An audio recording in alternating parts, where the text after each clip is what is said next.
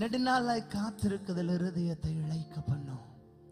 ஆனால் விரும்பினது வரும் பொழுதோ அது ஜீவ விருட்சம் போல இருக்கும். இது முதல் நாள் பரிசுத்த ஆவியானவர் சொல்லுகிறது அதுதான். விரும்பினது உன் காத்திருப்பின் நாட்கள் முடிகிறது. உன் அழுகையின் நாட்கள் முடிகிறது. உன் அழுகையின் நாட்கள் முடிகிறது. ஆகார நீ அலைந்து திரிந்த நாட்கள் முடிகிறது. சிம்சோன் கேட்கிறார், ஆண்டவரே, தாடை எலும்பினால் பெலிஸ்திய படையை முறித்து போட்ட நான் தாகத்தால் சாக வேண்டுமோ?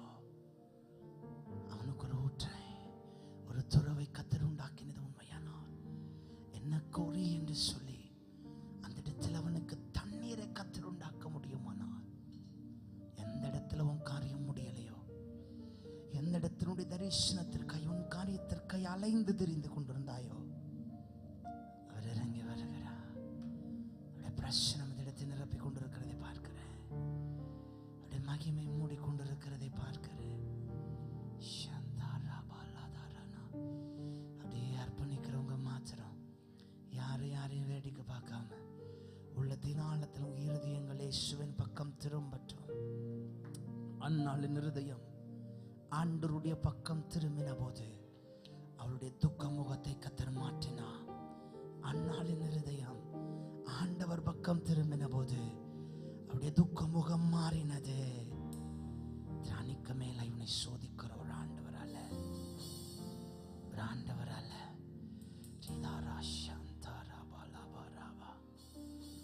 பரிசுத்தாவியானவர் அசைவாடி கொண்டிருக்கிறார்.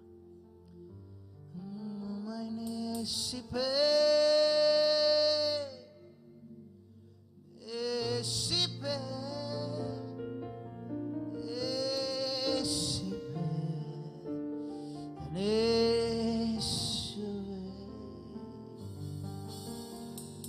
முக வெளிச்சத்தில் இருளை கடப்பே மதிலைதான்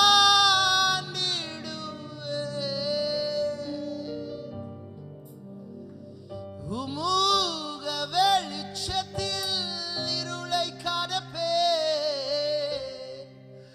மதிலை தாண்டிடுவே.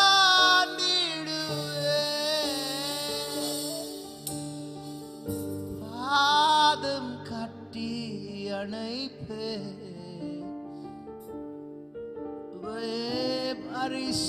பரிசுத்தமாய் தோழுவே. ஆதம் கட்டி அணைப்பே பரிசுத்தமாய் தோழு. ரெண்டு கையை உயர்த்தி அப்படியே அர்ப்பணிச்சு ஆராதனை முடிக்கலாமா? ஆராதனை உங்க சத்தம் தான் இப்ப உயரணும் இந்த முறை. கமான். ஆராதனை இத்தனை பேர் இருந்து இவ்வளவு தானே சத்தம் ஆண்டவருக்காக.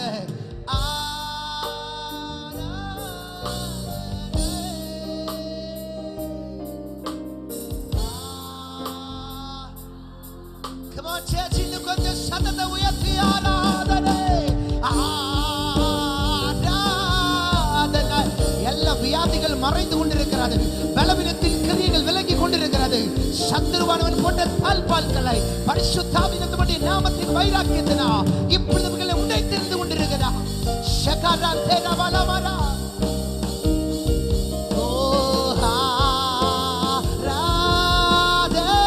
ரெண்டு கைகளை உயர்த்தி one last time. ஆராதனை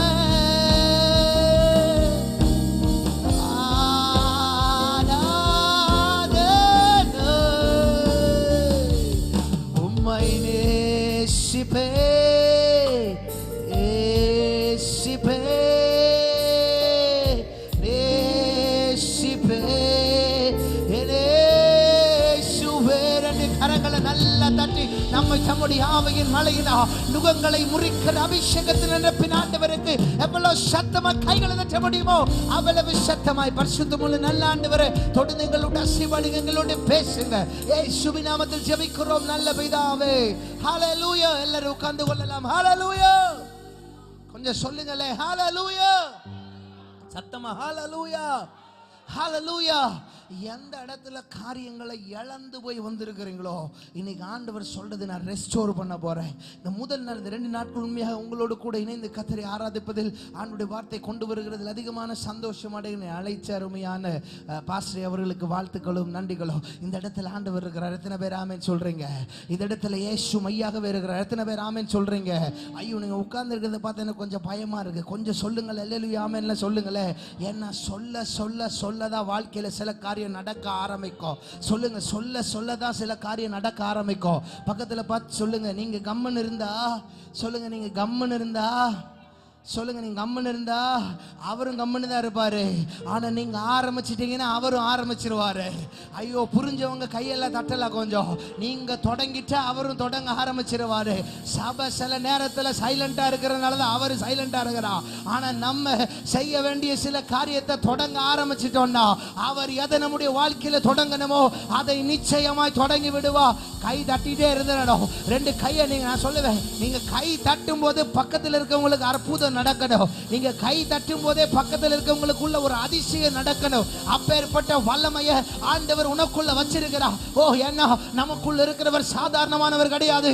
அவர் சாலமோனிலும் யோனாவிலும் தேவாலயத்திலும் எருசலேமிலும் எல்லாவற்றிலும் பெரியவர். எல்லாவற்றிற்கும் மேலாக உலகத்தில் இருக்கிற அவனை விட நமக்குள்ள இருக்கிற இயேசு ஒருவர் தான் பெரியவர்.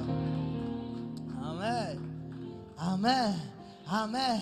இன்னைக்கு நிறைய பேர் பிராக்டிகலா ஒரு காரியத்தை உங்களோடு கூட ஒரு 20 நிமிஷம் பார்த்து நான் பிரசங்கம் பண்ணி ஜெபித்து முடிக்கும்படி ஆசைப்படுகிறேன். பாருங்க, இன்னைக்கு நிறைய பேர் யோசிக்கிற ஒரு காரியம் என்ன அப்படின்னா, எனக்கு ஒரு சரியான ஆப்பர்ச்சுனிட்டி இல்ல, ஒரு சரியான நேர்த்தியான திட்டங்கள் எனக்கு நிறைய நேரத்தில் நான் என்னதான் ட்ரை பண்ணாலும் கிடைக்க மாட்டேங்குது. நான் எவ்வளவோ ட்ரை பண்றேன், எவ்வளவோ போராடி பார்க்குறேன், எவ்வளவோ முயற்சி பண்ணி பார்க்குறேன், ஆனால் எனக்கு அது கிடைக்கவே மாட்டேங்குது.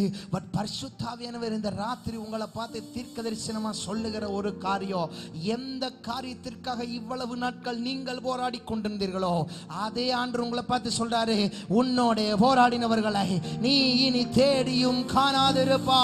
ஏனென்றா உன் வாக்குத்தத்தத்தை நிறைவேற்றுகிற ஒருவர் ஏற்கனவே. ஐயோ, நல்ல தலைக்கு மேலதான் கை தட்டணும். என்ன அவருடைய பிரசனத்தினால் பர்வதங்கள் மெழுகு போல உருகும். தம்முடைய மகிமையின் பிரசனமாகுதலை விரும்புகிற ஒரு ஆளு, 2 ஆளு, 3 ஆளு, 4 ஆளு அல்ல, விரும்புகிற யாவருக்கும் தந்தள்ளுகிறவர். ஆமென், ஆமென் சொல்லுங்க சத்தமா ஆமென். அப்ப நேர்த்தியான இடத்தினுடைய பங்கை ஆண்டவர் ஒவ்வொரு மனுஷனுக்கும் வாழ்க்கையில கிடைக்க பண்ணுகிறார். திருப்பிக் கொள்ளலாம். எல்லாருக்கும் தெரிந்த ஒரு வசனம், 16வது சங்கீதத்தினுடைய 6வது வசனம். 16வது சங்கீதத்தினுடைய 6வது வசனம் நானே வாசிக்கிறேன். நேர்த்தியான இடங்களில் எனக்கு பங்கு கிடைத்தது, ஆம் சிறப்பான சுதந்திரம் எனக்கு உண்டு. திரும்ப வாசிக்கிறேன். நேர்த்தியான இடங்களில் எனக்கு பங்கு கிடைத்தது, ஆம் சிறப்பான சுதந்திரம் எனக்கு உண்டு. இன்னைக்கு நிறைய பேர் சொல்றது, எனக்கு வர வேண்டிய ஆசீர்வாதம் நிறைய நேரங்கள்ல வர மாட்டேங்குது. எனக்கு கிடைக்க வேண்டிய பலன்கள், எனக்கு கிடைக்க வேண்டிய போர்ஷன், எனக்கு கிடைக்க வேண்டிய பார்ட்டிஷன் எதுவுமே என் சைடா வர மாட்டேங்குது. அப்படின்னா எனக்கு ஃபேவர் ஆகிற மாதிரி என் சைடு எதுவுமே நிறைய நேரம் நடக்க மாட்டேங்குது.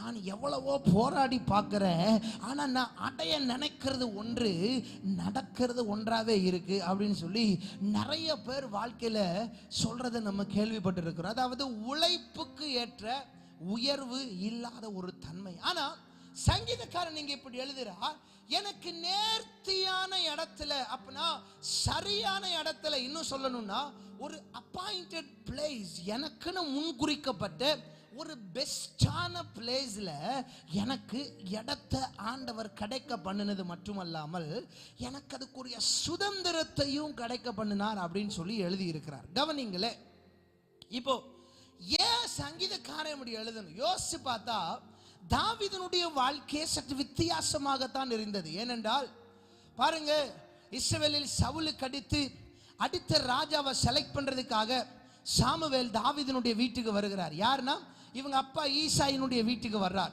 இப்போ ஈசாயினுடைய வீட்டுக்கு வரும்போது முத நாள் ஒரு இன்டிமேஷன் கொடுக்கிறார், இந்த மாதிரி நான் உங்க வீட்டுக்கு வர போறேன், உன்னுடைய வீட்டில இருந்து தான் அடுத்த ராஜா வர போறாரு அப்படின்னு சொல்லி ஒரு காரியத்தை முன்னாடியே அங்க தெரிவிக்கிறார். தெரிவிச்ச உடனே இந்த ஜெஸ்ஸி என்ன பண்றாரு அப்படின்னா அவனுடைய எல்லா பிள்ளைகளையும் கூப்பிடுறார். எல்லா பிள்ளைகள்னா எக்ஸப்ட் தாவீதை தவிர மற்ற எல்லாரையும் கூப்பிடுறார். கவனிங்க, இப்போ தாவீதை தவிர மற்ற எல்லாருமே எப்படி இருந்தாங்கன்னா மிலிட்டரி பாய்ஸா இருக்கிறாங்க. சவுலோடு கூட யுத்த களத்தில் சவுலோடு கூட எல்லாருமே போர் செய்யறவங்களா இருக்கிறாங்க. ஆனா நல்லா கவனிங்க, போர் செய்யறவங்கன்னா சும்மா சின்ன சின்னதா எது வந்தாலும் அடிச்சிருவாங்க. கோலியாத் மாதிரி யாராவது வந்தா வெறும் கண்ணை மட்டும்தான் கையில வச்சுட்டு நின்றுட்டு இருப்பாங்க. ஷோக்கு மட்டும்தான் நிக்கிற பொம்மை மாதிரி நிற்பாங்க, அடிக்கலாம் மாட்டாங்க. இப்படி ஒரு ஆட்களா தான் இருக்கிறாங்க. ஆனா இப்போ ராஜா சவுலுக்கு அடுத்து இங்கிருந்து தான் வர போறாருன்னு தெரிஞ்ச உடனே இந்த தாவீதினுடைய அண்ணன்மாரெல்லாம் சவுல்கிட்ட வேலை செஞ்சுட்டு இருந்தாங்க தெரியுமா, ஆர்மி மேன்ஸா. இந்த ஆர்மி ஸ்குவாட் எல்லாம் என்ன பண்ணிருப்பாங்க அப்படின்னா, சவுல் வந்து எப்படி சேர்ல உட்கார்ந்து எல்லாருக்கும் ஆர்டர் பண்றார், எப்படி சிங்காசனத்தில் உட்கார்ந்து எல்லாருக்கும் ஆர்டர் கொடுக்கிறார், எப்படி சிங்காசனத்தில் உட்கார்ந்துட்டு பல காரியத்தை செய்யறார், இப்படி எல்லாம் ரொம்ப சூப்பரா யோசிச்சவங்க மனசுல ஒரு கணக்கு போட்டிருப்பாங்க. ஒருவேளை நான் ராஜாவானா நல்ல கோட் சூட் எல்லாம் போட்டு நானும் சவுல மாதிரி உட்கார்ந்துக்குவேன். எனக்கு 10 பேர் சாப்பாடு போடுவாங்க, 10 பேர் வேலை செய்வாங்க, எனக்கும் 10 பேர் துப்பாக்கி எல்லாம் பிடிச்சிட்டு நிற்பாங்க. இப்படி எல்லாம் சொல்லி மனக்கணக்கு கோட்டை பயங்கரமா கட்டிட்டு இருக்கிறாங்க. இதுக்கு ஏத்த மாதிரி இவங்க அப்பாவும் என்ன பண்றாருன்னா, யுத்த களத்தில் இருக்கிறதனுடைய எல்லா பிள்ளைகளையும் வரவழைத்து எல்லாருக்கும் நல்ல ட்ரெஸ்ஸை போட்டு பயங்கரமா ரெடி பண்ணி வைக்கிறார். அடுத்த நாள் காலையில வந்துருச்சு, சாமுவேல் வர. சாமுவேல் வீட்டுக்கு வந்துட்டு உட்காந்து பார்க்குறாரு. 1 by 1 எல்லாரும் வர்றாங்க. எல்லாரும் பார்த்தா நல்ல கோட் போட்டிருக்காங்க, சூட் போட்டிருக்காங்க, நல்ல டை கட்டிருக்காங்க, நல்ல பூட்டெல்லாம் போட்டு ஷூ எல்லாம் போட்டு ரொம்ப ரொம்ப சூப்பராக எல்லாரும் தான் இருக்கிறாங்க. ஆனா ஒரு ஆளை கூட, நல்லா கவனிங்க, ஒரு ஆளை கூட சாமுவேல் அபிஷேகம் பண்ணவே இல்லை. ஏன்னா ஆண்டவர் கிரீன் டீக்கு யாருக்குமே கொடுக்கவே இல்லை. எல்லாருடைய ட்ரெஸ்ஸும் நல்லா இருந்தது, எல்லாருடைய ஷர்ட் நல்லா இருந்தது, எல்லாருடைய கோட் நல்லா இருந்தது, எல்லாரும் போட்டிருந்த மேக்கப் எல்லாம் நல்லா தான் இருந்துச்சு. ஆனா ஒருத்தனுக்குள்ளேயும் அவர் எதிர்பார்க்கிற குவாலிஃபிகேஷன் இல்லை, ரிஜெக்ட் பண்ணிட்டார். இப்போ உடனே சாமுவேல் கேட்குறாரு, வேற யாராவது இருக்கிறானா அப்படின்னு கேட்குறாரு. இந்த கேள்வி கொஞ்சம் வித்தியாசமான கேள்விதான். ஏன்னா இவங்க அப்பா ஈசா என்ன சொல்றாரு, பிள்ளைங்க அப்படின்னா இத்தனை பேர் தான்ப்பா, எனக்கு 8 பிள்ளைங்க இருக்கிற இடத்துல 7 பிள்ளைங்கன்னு காட்டிட்டாரு. இப்போ ஒரு ஆளை மறைச்சாச்சு, இன்னொரு ஆள் இருக்கிறாரா அப்படின்னா கேள்வி கொஞ்சம் குதர்க்கமாக தான் இருக்குல்ல நம்ம பார்வையில். இன்னொரு ஆள் இருக்கிறாருன்னா வேற ஏதாவது இருக்காப்பா அப்படின்னு கேட்குறா. அப்படின்னா இல்லை சார், ஆனால் இன்னொருத்தன் எனக்கே இருக்கிறா, அவனுக்கு துப்பாக்கியும் தெரியாது, அவனுக்கு கோட்டும் தெரியாது, சூட்டும் தெரியாது, ஒன்றுமே தெரியாது. இப்போ சாமுவேல் மனசில் யார் யார் அவனை கொஞ்சம் கூட்டுவாயா அப்படிங்கிறான். உடனே யுத்த காலத்தில் தாவீது அங்கே போயிட்டு தாவீது வனாந்தரத்தில் என்ன பண்ணுறாரு அப்படின்னா, அங்கே போயிட்டு நல்லா ஆடுகள்லாம் மேய்ச்சிட்டு இருக்கிறார். இப்போ இந்த ஆடுகள்லாம் தாவீது மேய்க்க மேய்க்க மேய்க்க மேய்க்க அங்கேருந்து திடீர்னு ஒருத்தன் ஓடி வந்து சொல்கிறான், ஏ உன்னை அப்பா கூப்பிடுறாரியா அப்படின்னா தாவீதுக்கு ஒரே டவுட்டு, என்ன எப்படி அவர் கூப்பிடுவார்? ஏன்னா அவ்வளோ தூரம் காலையில் வரும்போது வீட்டை திரும்பி திரும்பி பார்த்துட்டு வந்தேன். ஏன்னா ஒரு பார்வை கூட அவர் பார்க்கவும் இல்லை. வீட்டில் அவ்வளோ பிரியாணி செஞ்சுட்டு இருந்தாங்க, வீடெல்லாம் டெக்கரேட் பண்ணியிருந்தாங்க, ராஜா வர போகிறாரு, அடுத்தது எங்கள் அண்ணன் தான் ராஜாவாக போகிறான், அப்படியெல்லாம் நினச்சிட்டு இருந்தேன். என்னை கூப்பிடவே, என்ன எப்படிப்பா கூப்பிடுவார்? இல்லை ஒன்றை தான் கூப்பிட்றார். ஒருவேளை தாவீது நினச்சிருப்பான் ஏதாவது ஒரு வேலையாக இருக்கும் போல அப்படின்னு நினச்சி உடனே ஓடி வந்து முன்னாடி நிற்கிறான். ஒரு பக்கம் சாமுவேலுக்கு டவுட்டு, ராஜாவாக இருக்கணும்னா அட்லீஸ்ட் நல்ல ட்ரெஸ்ஸாவது போயிருக்கணும், போட்டிருக்கணுமே. ஐயா எங்க ஆடு மேய்க்கிறவனுக்கு என்னங்க ட்ரெஸ் இருந்திருக்கும்? ஆடு மேய்க்கிறவனுக்கு என்னங்க ட்ரெஸ் இருந்திருக்கும்? ஒரு சாதாரண பனியனை போட்டுட்டு இருந்திருப்பான், ட்ரௌசர் போட்டு இருந்திருப்பான், மண்ணெல்லாம் உடம்புல ஓட்டிட்டு இருக்கோம். ஆனால் அதோட கூட வந்து நிற்கிறான். மேலேருந்து சாமுவேலுக்கு உத்தரவு வருது, இவன் தான் அவன், நான் எதிர்பார்க்கிற ஒருத்தன் இவன் தான். ஐயா இன்னைக்கு மனுஷன் சில நேரத்தில் நம்மிடத்தில் என்ன இருக்கு, நம்மளை சுற்றி என்ன இருக்கு, நம்மகிட்ட என்ன இருக்கு அப்படிங்கிறத வச்சு சில நேரத்தில் எடை போட்டு நம்மளை பார்வையை பார்க்கலாம். ஆனா அவன் எதனால அப்படி பார்வையை பார்க்கறான்னா, அவன் வெளி தோற்றத்துக்கு அழகா இருக்கிறத தான் பார்க்கறான். ஆனா என் ஆண்டவன் ஒரு மனுஷனுடைய உள்ளான உள்ளான இருதயத்தை பார்க்கறா. உன் அழுகைய பார்க்கறா, உன் கண்ணீரை பார்க்கறா, உனக்கு உள்ள ஓடிட்டு இருக்க கவலைய பார்க்கறா, உனக்கு உள்ள எதெல்லாம் அழுது கொண்டு இருக்கிறாயோ, எதிலெல்லாம் உடைஞ்சு போய் நின்னாயோ, எதிலெல்லாம் தகர்க்கப்பட்டு கிடந்தாயோ, அந்த தகர்க்கப்பட்ட சூழ்நிலையை பார்க்கறா. எந்த இடத்துல பல நாட்கள் காத்திருந்து கொண்டிருந்தாயோ, எந்த இடத்துல கண்ணீர் வடித்துக் கொண்டிருந்தாயோ, அந்த கண்ணீர் எல்லாம் தன்னுடைய துருத்தியில சேர்த்து வைத்து உன் கிரியைக்கு தக்க பலன் உண்டு என்று சொன்னவ, உனக்கு கொஞ்சம் பலன் இருந்தும் என் நாமத்தை மறுதலியாமல் என் வசனத்தை கை கொண்டபடினால் இதோ திறந்த வாசலை வைப்பேன் என்று சொன்னவ, உன் இருதயத்தை மட்டும்தான் பார்க்கிறாரு. உங்க இருதயத்தை மட்டும்தாங்க பார்க்கிறாரு. வேற ஒன்னையும் இல்லை. பக்கத்துல பார்த்து சொல்லுங்க, வெளி தோற்றத்தை பார்த்து மார்க் போடுறது, சொல்லுங்க, வேல்யூ பண்றது அவர் கிடையாது. வெளியில பார்த்து வேல்யூ பண்றவர் எங்க அப்பா கிடையாது. எங்க அப்பா எப்பயுமே உள்ள பார்க்கிறவர். எத்தனை பேர் ஆமென் சொல்றீங்க? எத்தனை பேர் ஆமென் சொல்றீங்க? எங்க அப்பா எப்பவுமே உள்ள பார்க்கிறவர். இப்ப அதனாலதான் தாவீது எழுதுகிறாரு, நேர்ச்சியான இடங்களில் எனக்கு, ஐயா எங்க அப்பாவே என்னைய பிள்ளையா நினைக்கல, ஆனா என்ன சிங்காசனத்துல ஒருத்தர் உட்கார வச்சு என்ன அழகு பார்க்க ஆரம்பிச்சார். விலை போகாத என்னை மலை மேல நிறுத்தி வச்சு என்ன ஒருத்தர் அழகு பார்த்தாரு. எந்த சொந்தக்காரர்கள் மத்தியில் அவமானப்படுத்தப்பட்டாயோ அதே இடத்துல உன் தலையை உயர்த்தி அழகு பார்க்கிற ஒரு தகப்பன். எந்த இடத்தினுடைய வேலையில் அடுத்த லெவலுக்கு மூவ் ஆக முடியாம, ஒரு ப்ரமோஷனை பார்க்க முடியாம தொடர்ந்து தடைகளோடு நின்று கொண்டிருந்தாயோ அதே இடத்துல உன் தலையை உயர்த்தி வைத்து அழகு பார்க்கிற ஒருவர். எந்த இடத்துல எதிர்காலத்தை குறிச்சு ஆண்டவரை எப்படி இருக்குமோன்னு யோசித்து கொண்டிருந்தாயோ வாலிப மகளே, அதே இடத்துல உன் தலையை உயர்த்தி வச்சு உலக பிள்ளைகளுக்கு முன்பதாய் உன் தலையை உயர்த்தி வைத்து அழகு பார்க்கிற ஒருவர். இப்ப பாருங்க, வசனம் சொல்லுகிறது நேர்த்தியான இடம். அப்பனா எனக்கு வர வேண்டிய இடம் எனக்கு நீ இதை வச்சிருக்கும் போது, ஆனா அதுல இருந்து நான் தூரப்படுத்தப்படுறேன். பைபிள்ல இருந்து ஒரு மனிதனுக்கு காண்பித்து கொடுக்க போகிறேன். அவனுடைய வாழ்க்கையில எப்படி அவனுக்கு வர வேண்டிய ஆசீர்வாதங்களை இன்னும் சொல்லுகிறேன். அவனுக்கு முன்குறிக்கப்பட்டது எப்படி கர்த்தர் கையில கொடுத்தார். ஈஸியானுக்கு சொல்லல, நேர்த்தியான இடத்துல எனக்கு பங்கு கிடைக்கும் அப்படின்னு அந்த பங்கு கிடைச்ச ஒரு மனுஷன் எதனால கர்த்தரவனுக்கு கிடைக்க பண்ணினார்.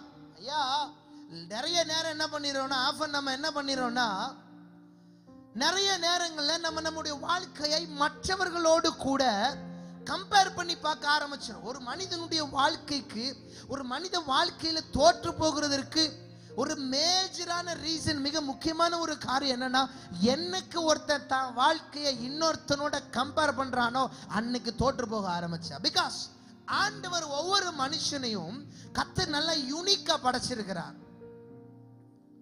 எல்லாருக்குமே தனித்துவமான கிருபைகளையும் திறமைகளையும் ஆண்டவர் கொடுத்திருக்கிறார். அப்படி இருக்கிற ஒரு சூழ்நிலையில என்னைக்கு மற்றவர்களோடு கம்பேர் பண்ணி அவங்க இதை செஞ்சதுனால இது வந்துச்சு, இவங்க இதை செஞ்சதுனால இது வந்துச்சு, இதனால இப்படி இருக்கிறாங்க அப்படின்னு சொல்லி வேல்யூ பண்ணி கம்பேர் பண்ணி நீ மார்க் போட ஆரம்பிக்கிறாயோ அன்னைக்கு உனக்கென்று வைத்திருக்கிற திட்டங்களை உன்னுடைய வாழ்க்கை நீ இழக்க ஆரம்பிக்கிறா. தயவுச்சனமே let me ask a question. ஒரே ஒரு கேள்வி நான் கேட்கிறேன். இன்னைக்கு எல்லாருக்குமே எனக்கு வர வேண்டிய ஆசீர்வாதம் வர வேண்டும் என்று சொல்லி ஏக்கங்களும் எதிர்பார்ப்புகளும் தான் இருக்கிறது. யாராவது எதிர்பார்ப்புன்னு ஒண்ணே இல்லாதவங்க யாராவது இந்த உலகத்தில் இருக்கிறீங்களா? சொல்லுங்க. ஏன்னா வசனமே சொல்லுது, எரேமியா 29:11, நீ எதிர்பார்க்கும் முடிவை உனக்கு கொடுக்கும் பொருட்டு. அப்படின்னா எல்லாருக்குமே each and everyone has the expectation. எல்லாருக்குமே என்ன இருக்கு? ஒரு எதிர்பார்ப்பு இருக்கு. அப்போ ஆண்டவரும் அதை நமக்கு சொல்றார், உனக்கு ஒரு எதிர்பார்ப்பு இருக்கு. பட் அப்படி எதிர்பார்ப்பு இருக்கிறது தப்பு கிடையாது. ஆனா அந்த எதிர்பார்ப்பு நடக்கணும்னா, ஆண்டவர் சில காரியத்தை செய்யணும்னா நம்ம சில காரியத்தை நம்ம வாழ்க்கையில செய்யணுங்கிறத கர்த்தர் விரும்புகிறார். அப்ப இந்த ஏற்ற காலத்தின் துரிதமான நிரந்தரமான நேர்த்தியான இடத்தின் பங்கு எப்படி கிடைக்கும்? திருப்பிக் கொள்ளலாம். ஒரே ஒரு மனிதனை பைபிள்ல இருந்து நான் உங்களுக்கு காட்டி கொடுக்கிறேன். 2 சாமுவேலின் புத்தகம் 4வது அதிகாரம் அதனுடைய 4வது வசனம். நானே வாசிக்கிறேன். 2 சாமுவேலின் புத்தகம் 4வது அதிகாரம் அதனுடைய 4வது வசனம். சவுலின் குமாரன் யோனத்தானுக்கு 2 காலும் முடமான ஒரு குமாரன் இருந்தான். சவுலும் யோனத்தானும் மடிந்த செய்தி இஸ்ரவேலிலிருந்து வருகிற போது அவன் 5 வயதுள்ளவனாய் இருந்தான். அப்பொழுது அவனுடைய தாதி அவனை எடுத்துக்கொண்டு ஓடி போனாள். அவன் ஓடி போகிற அவசரத்தில் விழுந்து முடவனானான். அவனுக்கு மேவிபோசேத் என்று பெயர். எல்லாருக்கும் தெரிந்த ஒரு ஆளுதான் மேவிபோசேத். யார் என்று சொன்னால் தாவீதால் அதிகமாய் நேசிக்கப்பட்ட யோனத்தானுடைய பிள்ளை. தாவீதும் யோனத்தானும் எப்படி இருந்தாங்கன்னா ஆத்தும பிணைப்பில் இருந்தார்கள். இவங்க சோல் சாயப்பில் இருக்கிறாங்க. ஆத்தும பிணைப்பில் இருந்தார்கள் அப்படின்னா 2 பேருமே, இன்னும் சொல்லணும்னா தாவீது யோனத்தானுடைய ரிலேஷன்ஷிப்பை குறித்து எழுதும் போது எப்படி எழுதுகிறார்னா, யோனத்தானுடைய சிநேகம் ஸ்திரீகளுடைய சிநேகத்தை பார்க்கிலும் ஆச்சரியம் உள்ளதா இருந்துச்சு. அப்பனா அவனுடைய அன்பு ரொம்ப விலையேற பெற்றதா இருந்துச்சு அப்படின்னு சொல்லி இவர் எழுதுகிறார். அந்த அளவுக்கு தன்னால் நேசிக்கப்பட்ட ஜானத்தானுடைய அந்த பிள்ளை தான் மேவிபோசேத். மேவிபோசேத் அப்படின்னா டிஸ்பெலர் ஆஃப் ஷேம் அப்படின்னு அர்த்தம், அவமானத்தை நீக்குபவர் அப்படின்னு அர்த்தம். ஆனா வாக்குத்தத்தம் அவமானத்தை நீக்கிறவர். பட் இவன் வாழ்க்கையில் ஒரு அவமானத்தை சந்திக்க நேரிட்டது. என்ன அப்படின்னா பாருங்க, 5 வயசு வரைக்கும் இந்த பிள்ளை குட்டி பிள்ளையா இருக்கும்போது அரண்மனையில தான் வளருது. அப்பனா ஓடி ஆடி நல்லா வளர்ந்துகிட்டு இருக்கு. எல்லாரும் தூக்கி கொஞ்சுறாங்க. நல்ல சாப்பாடுலாம் சாப்பிட்டுருக்கிறார். எல்லாம் ரொம்ப பியூட்டிஃபுல்லா தான் இருக்கு, நல்லா தான் இருக்கு. ஆனா அதுக்கப்புறம் 5 வயது ஆகும்போது கில்போவா என்கிற மலையில ஒரு யுத்தம் நடக்கிறது. அங்கே இவனுடைய தாத்தா சவுலும் இவனுடைய அப்பா யோனத்தானும் செத்து போகிறார்கள். 5 வயசு இருக்கும்போது ஒரு பிள்ளையினுடைய தகப்பன் மரித்து போய் விடுகிறான். இப்ப உடனே இவங்க தாதி என்ன பண்றானா, இந்த பிள்ளைய காப்பாற்ற வேண்டும் அப்படின்னு சொல்லி உடனே இந்த பிள்ளைய தூக்கி கொண்டு ஓடிக்கொண்டிருக்கிறார். மலை மேல போகும்போது பிள்ளை விழுந்துருச்சு. என்ன ஆச்சுன்னா, அது வரைக்கும் ஓடி ஆடி தெரிஞ்ச பிள்ளையினுடைய காலு இப்ப டக்குன்னு உடஞ்ச முடட்டு தன்மை ஆயிருச்சு. ஐயா, 5 வயது வரைக்கும் அரண்மனையில பிள்ளை வாழும்போது எப்படி வளர்ந்துருக்கும்? அது சாப்பிட்ற ஃபுட்டே பயங்கர ஹைஜீனிக்கா தான் இருந்திருக்கும் இல்லையா? ஆனா இப்ப எங்க போகுது அப்படின்னா, லோதேபார் என்கிற ஒரு இடத்துக்கு இந்த பிள்ளைய கொண்டு போயிடுறாங்க. கவனிங்க,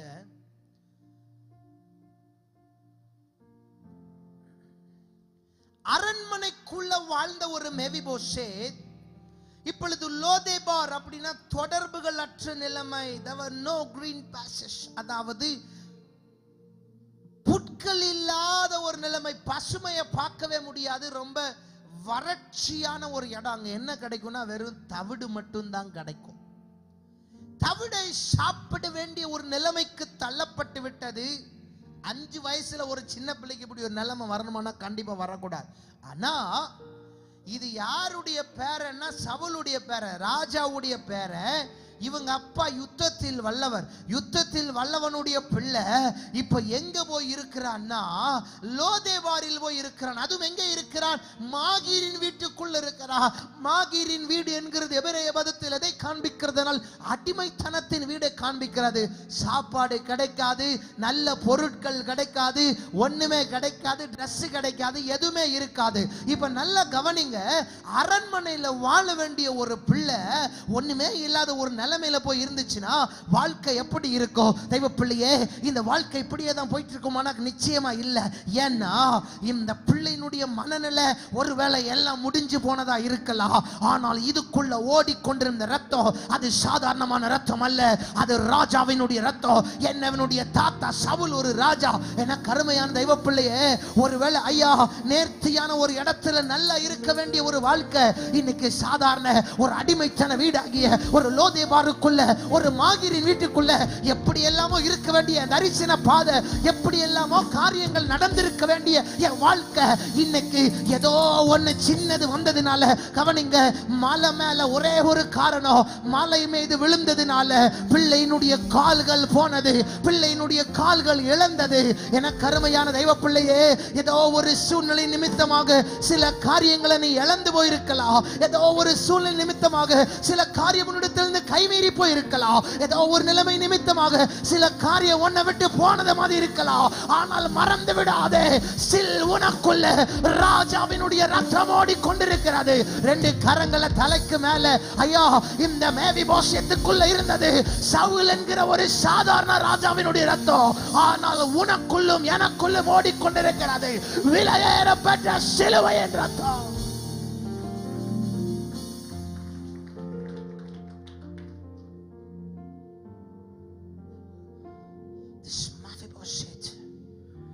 அவனுக்கு நல்லா தெரியும், எனக்குள்ள இருக்கிறது சாதாரண ரத்தம் கிடையாது, ராஜாவின் ரத்தம்.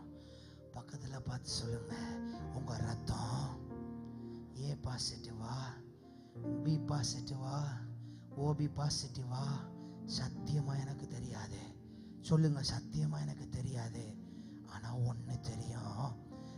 ஒண்ணு தெரியும், நீங்களும் நானும் விலையேறப்பட்ட ரத்தத்தினால. சப்பாத்தி எல்லாம் தட்டவே கூடாது, தட்டுனா ரத்தத்துக்கு சாட்சி கொடுக்கிற மாதிரி கை தட்டணும். நீங்களும் நானும் விலையேறப்பட்ட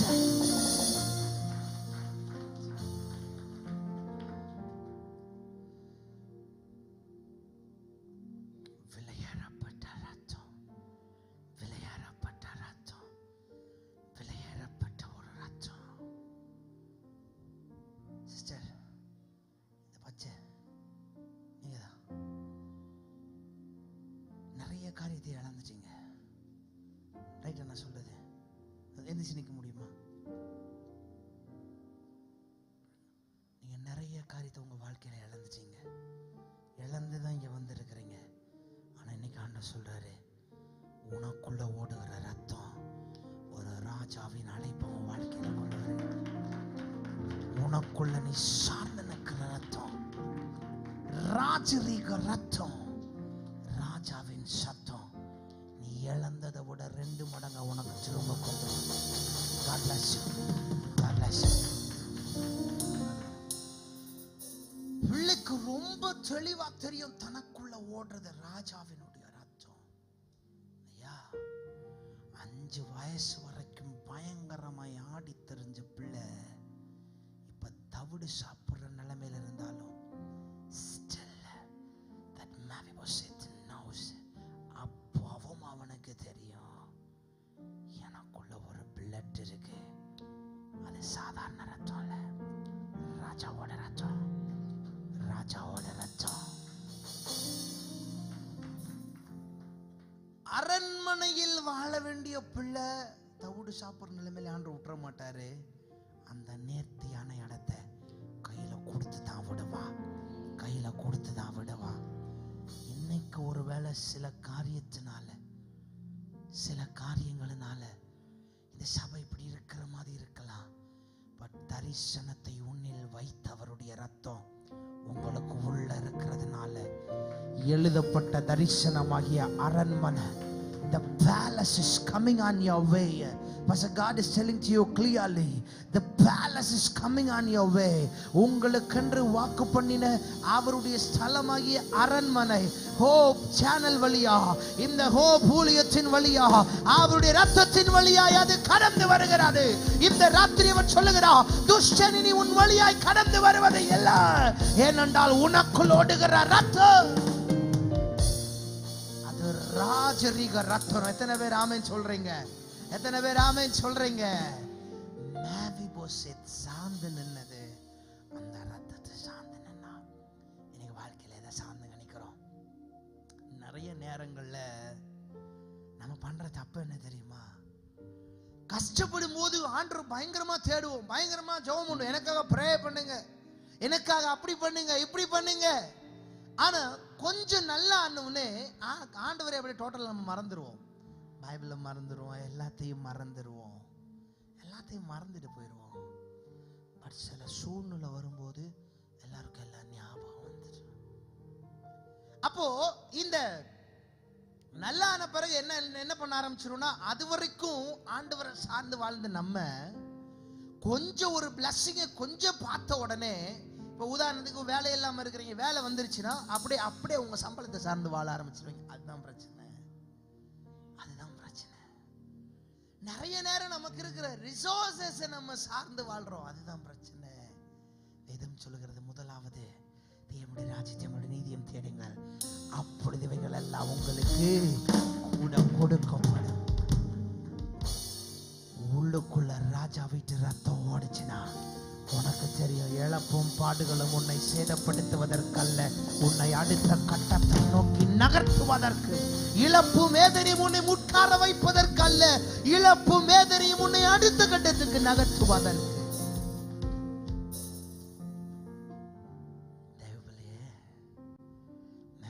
அதே சார்ந்த நான் ஒரு இடத்துல கூட தவறு நான் பைபிள் எழுதவே இல்லைங்க. முதல்ல ரத்தத்தை சார்ந்து வாழ்ந்தான், ராஜாவின் ரத்தத்தை சார்ந்து வாழ்ந்தனா. அடுத்தது பாருங்க, தாவீது சிங்காசனத்துக்கு வந்த உடனே முதல் கேள்வி, தாவீது எனக்கு பிடிச்சது 2 கேள்வி. ஒண்ணு, அவன் ஊருக்குள்ள ராஜாவை வரும்போது முதல்ல கேட்கிறான், உடன்படிக்கை பெட்டி எங்கன்னு கேட்கிறான், அதாவது தேவ பிரசன்னம் எங்கன்னு கேட்கிறான். 2வது, சீட்ல உட்கார்ந்தவனே ஒரு கேள்வி கேட்கிறான், நான் அதிகமாய் நேசித்த யோனத்தானின் நிமித்தம் சவுலின் வீட்டாரில் தயவு பெறத்தக்கவன் யாராவது இருக்கிறானா? ஏன்னா ரொம்ப நேசிச்ச ஒரு ஆளு, அவன் நிமித்தம் யாராவது ஒரு ஆள் இருக்கிறானா?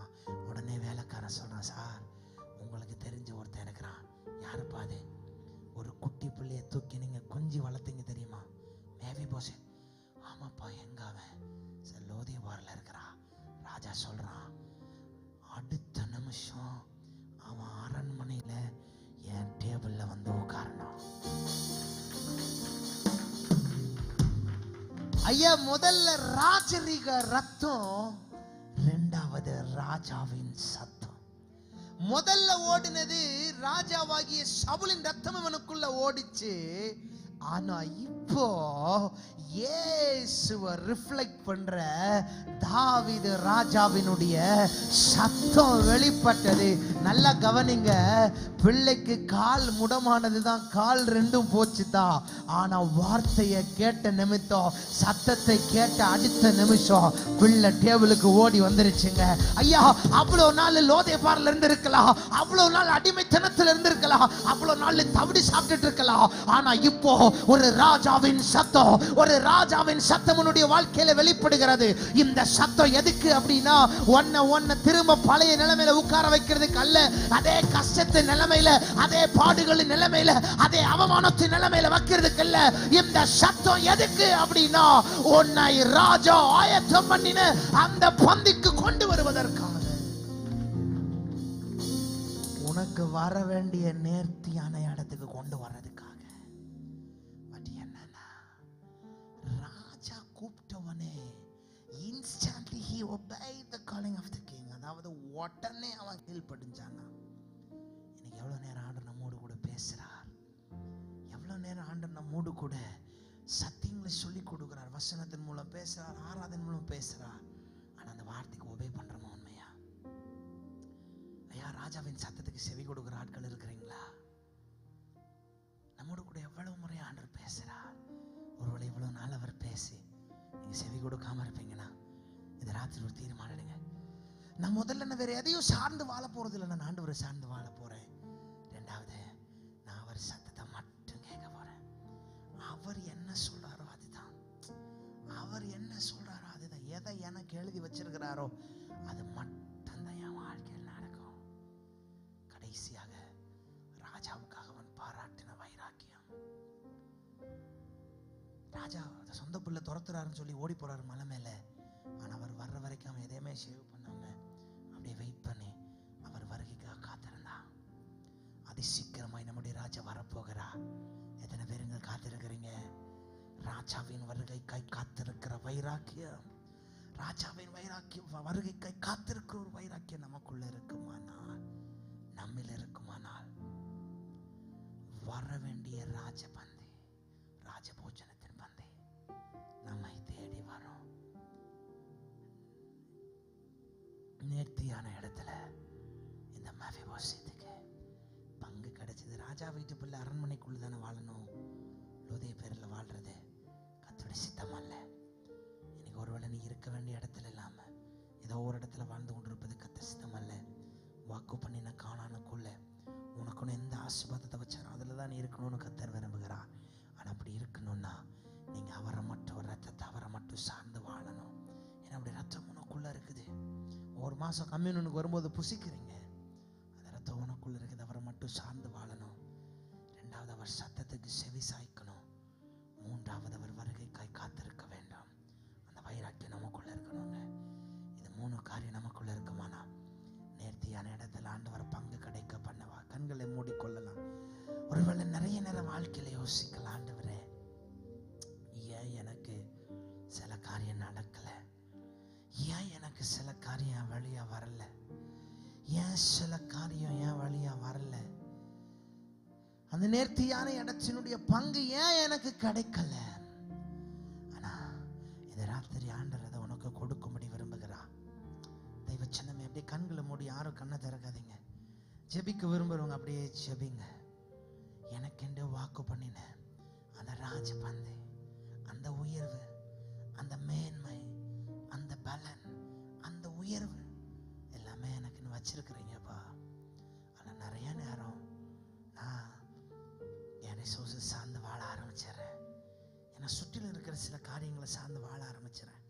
இல்லை டாடி, நான் அவைகளை சார்ந்தல்ல, இனி நான் உங்களை சார்ந்து வாழ போறேன். இனி நான் உங்களை சார்ந்து வாழ போறேன். இனி நான் உங்களை சார்ந்து வாழ போறேன். இனி நான் உங்களை சார்ந்து வாழ போறேன். வேற ஒன்னையும் இல்லப்பா, இனி நான் உங்களை சார்ந்து வாழ போறேன். வேற ஒண்ணு என்ன திருப்திப்படுத்த முடியாது. நேர்த்தியான இடத்துல எனக்கு பங்கு கிடைக்க பண்ணுகிறவரே,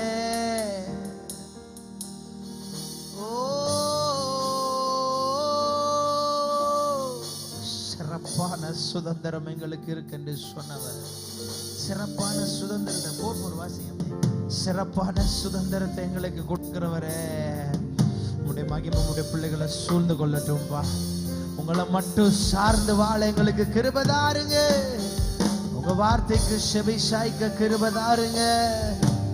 மகிமை அனுபவிக்க எங்களுக்கு கிருபை தாருங்க. அல்லேலூயா.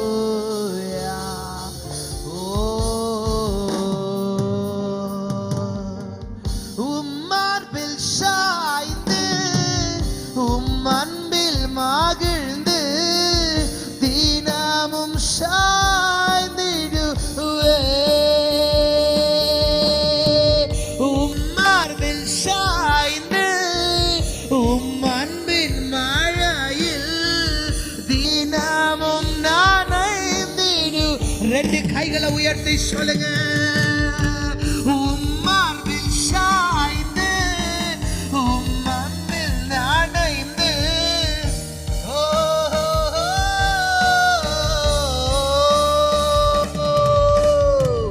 பாதம் கட்டி அணைப்பே, பரிசுத்தமாய் தொழுவே. பாதம் கட்டி அணைப்பே, பரிசுத்தமாய் தொழுவே. என்னுடல் உந்தன் ஆலயமன்றோ, ஆவியில் நிறைந்திடுவே. அப்பா பிதா என்று ஆவலாய் அழைத்து ஆனந்தம் கொண்டிருப்பேரேசுவே. என்னுடலும் ஆலயம் ஆவியில் நிறைந்திடுவே. அப்பா பிதா என்று ஆவலாய் அழைத்து ஆனந்தம் கொண்டிருப்பே. 2 கையை உயர்த்தி பாதம் கட்டி அணைப்பே. இயேசுவை பரிசுத்தமாய் தோழுவே. அவரை மட்டும் சார்ந்து வாழுகிற ஒரு பலன் இறங்கி வருகிறது.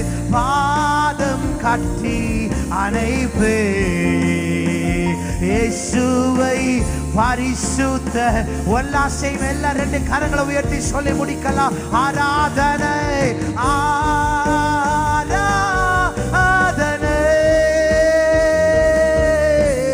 ஆராதனை.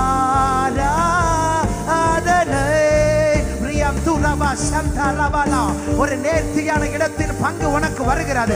ஒரு சிறப்பான சுதந்திரம் வருகிறது. நீ தவித்துக் கொண்டிருக்க வேண்டியவன் அல்ல.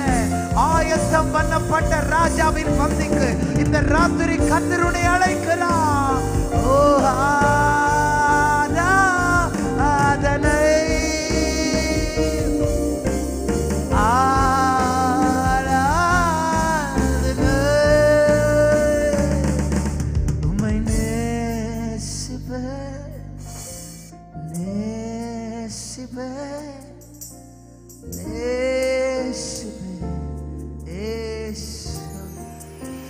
நல்ல ஆண்டவரே, ராத்திரிகள் மத்தியில நீங்க உலாவுனீங்கப்பா. அந்த நேர்த்தியான இடத்தின் பங்க வந்திருக்கிற ஒவ்வொருவருக்கும் கர்த்தர் கொடுப்பீராக சொல்லி ஆசீர்வதித்து ஜெபிக்கிறேன். நாளை தினத்திலும் எங்களோடு உலாவுங்க, பேசுங்க. உம்மை சார்ந்து வாழ, உடைய வார்த்தைக்கு செவி சாய்க்க, உடைய வருகை காத்திருக்கிறவர்கள வைராக்கியமாய் செயல்பட கர்த்தர் எங்களுக்கு உதவி செய்யுங்க. ஒவ்வொருவரையும் பிளஸ் பண்ணுங்க. இயேசுவின் நாமத்தில் ஜெபிக்கிறோம் எங்கள் நல்ல பிதாவே. ஆமென். ரெண்டு கரங்களை தட்டி ஆண்டவரை மகிமைப்படுத்தலாம். Thank you all. God bless you. என் ஆத்துமாவே கர்த்தரை ஸ்தோத்திரி, என் முழு உள்ளமே அவருடைய பரிசுத்த நாமத்தை ஸ்தோத்திரி. என் ஆத்துமாவே கர்த்தரை ஸ்தோத்திரி, கர்த்தர் செய்த சகல உபகாரங்களை மறவாதே. ஆமென், ஆமென். நம்முடைய கர்த்தராகிய இயேசு கிறிஸ்துவின் கிருபையும் பிதாவாகிய தேவனுடைய அன்பும் பரிசுத்த ஆவியின் மனோகர ஐக்கியமும் இன்றும் என்றும்